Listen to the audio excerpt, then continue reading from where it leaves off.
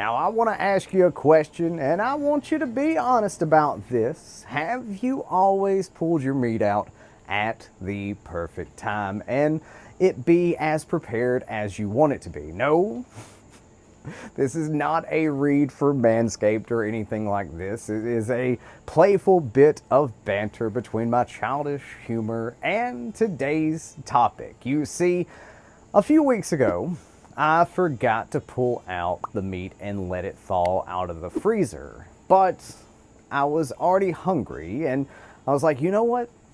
Let's do an experiment. And that experiment wasn't filmed.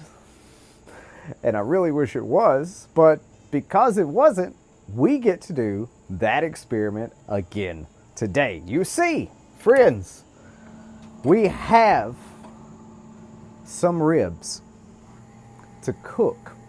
And it's not just your typical, oh, dude, we spiced up some ribs and it looks really good. That's pretty crazy. Today, we have a small little thing of ribs. It's a 2-pack, you know, still alive, still going strong, you know.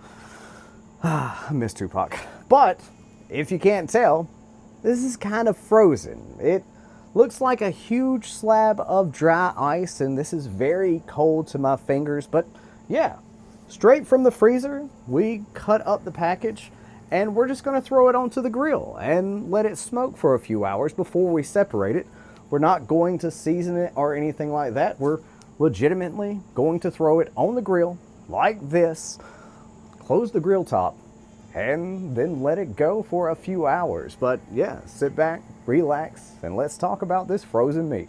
Now it's been about 2 hours and it's time to check on these spare ribs and separate them up. That's right, because this is a 2-pack, we actually need to separate this so both of the spare ribs will properly cook. But yeah, look at the color on those ribs. So let's get in here. And like I said, we're not going to be seasoning it up or anything like that. We're just going to let this be the flavor of the meat. But yeah, as you'll see, these pull apart right here in the middle. And it's still somewhat frozen on the inside. It's like right there at somewhat like still stuck together, and I can kind of feel a little bit of coldness right here, and that's why we want to separate them up. But all we got to do is just flip it over, and look at that. Look at the color on that spare rib right there.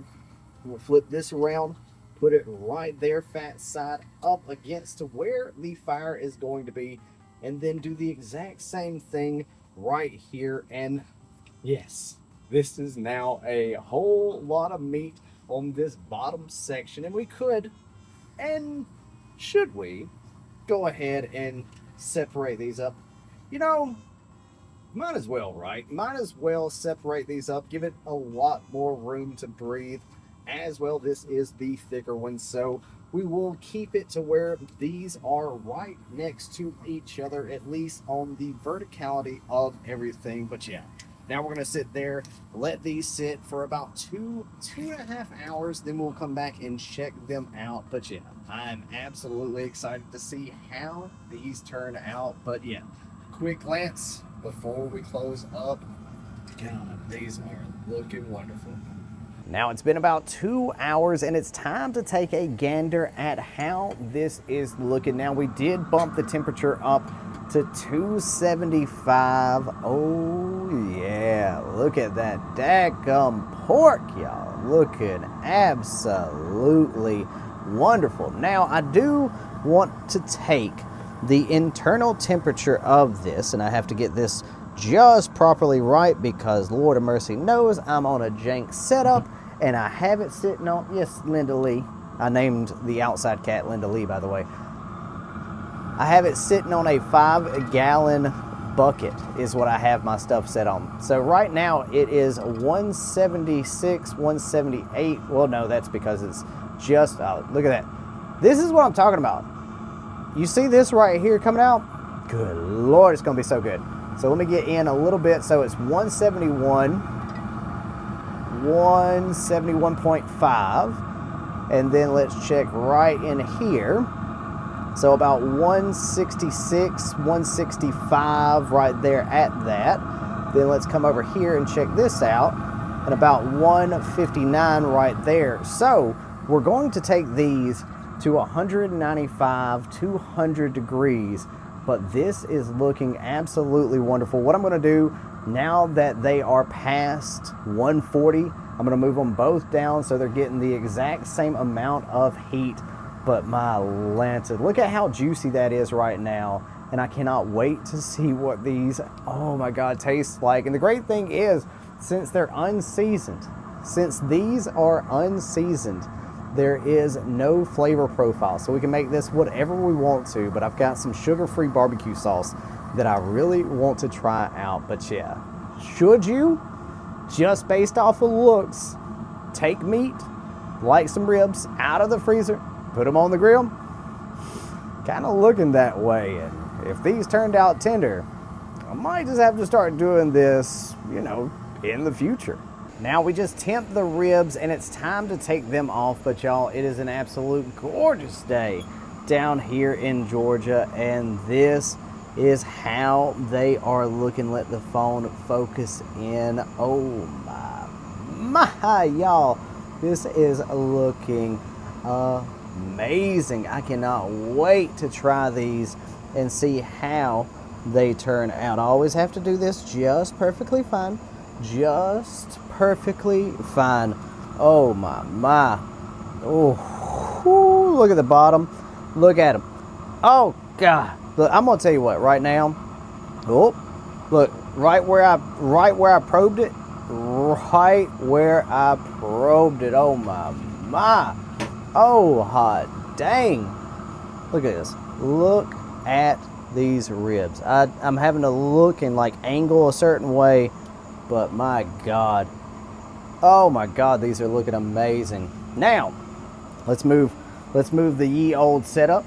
Let me kick this bucket over. Actually, you know what? I'm gonna pick it up, do this. Oh man, I cannot wait to actually have a setup outside. That's gonna be amazing. I am super excited for that. Now, I'm just gonna rip me off a piece of this. Let's see if you can see it. Let's get, you know what? Let me get one of these. Oh, come on. Now, I will say, one thing I didn't talk about earlier is the fact that you don't really have, oh my God. I don't know if you can see that. I don't know how well you can see that. But we don't have the membrane off of here, and that's how juicy it is. But so we're not able to actually take the membrane off. So one thing I will say that I would do differently is to go ahead and take the membrane off before you do this, because you have that little bit of membrane in the back. But honestly, on beef ribs you keep them, but on pork ribs you get rid of them. Oh my, those are looking so daggum good. I want to take a little bit of the skin.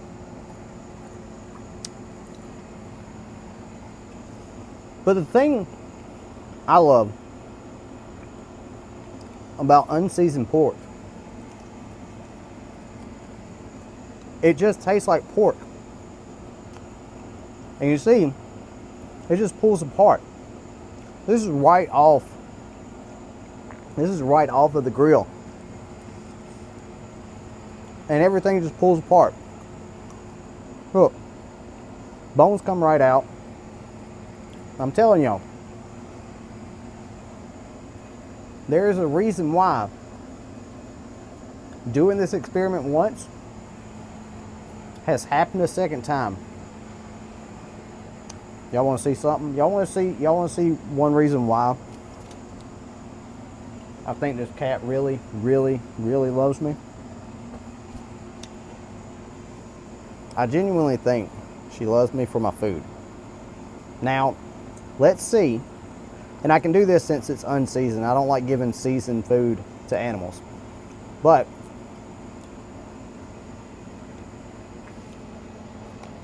actually, that's still a little too warm on that one. But let's see if it passes the Linda Lee test. Hey, Linda Lee,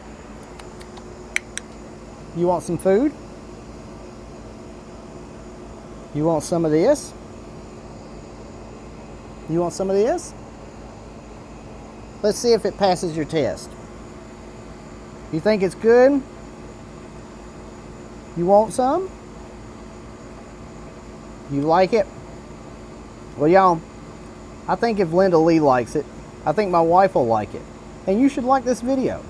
But thanks so much for taking time out of your busy day to check this video out. Y'all have a great, wonderful day. Thanks so much to the channel members for the continued support. Y'all have a great, wonderful day out there in the wasteland. Peace. Love ya.